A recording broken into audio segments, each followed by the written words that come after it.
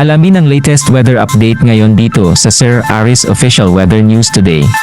Nga ay southwest monsoon o habagat nakakaapekto sa may northern at sa may central Luzon area. At dahil nga dito sa southwest monsoon, asahan natin yung maulap na papawirin at mga kalat-kalat na pag-ulan, pagkidlat at pagkulog sa may area ng Ilocos Region, sa may Cagayan area, sa may Apayao, sa may Abra, pati na rin sa may Zambales. Kaya yung mga areas na nabanggit, pati na rin yung mga inuulan ng mga nakaraang araw pa, ay pinag-iingat natin sa mga banta ng pagbaha o pagguho ng lupa.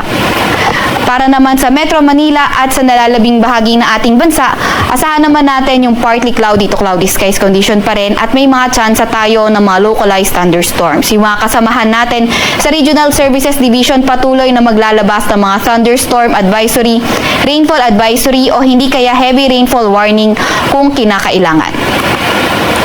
At kanina ang alas 8 ng umaga, merong low pressure area na pumasok sa ating Philippine Area of Responsibility.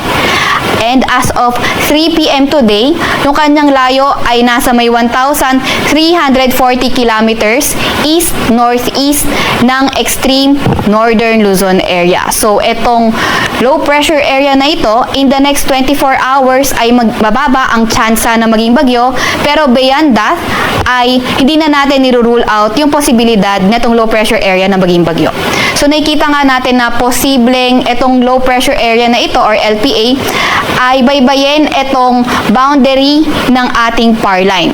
Sa kasalukuyan, wala naman itong direktang epekto sa kahit na anong parte ng ating bansa, pero inaasahan nga or posible na kapag mas lumapit pa ito sa ating landmass ay hindi natin tinatanggal yung possibility na ito ay makaapekto sa extreme northern Luzon area o hindi kaya sa may northern Luzon area.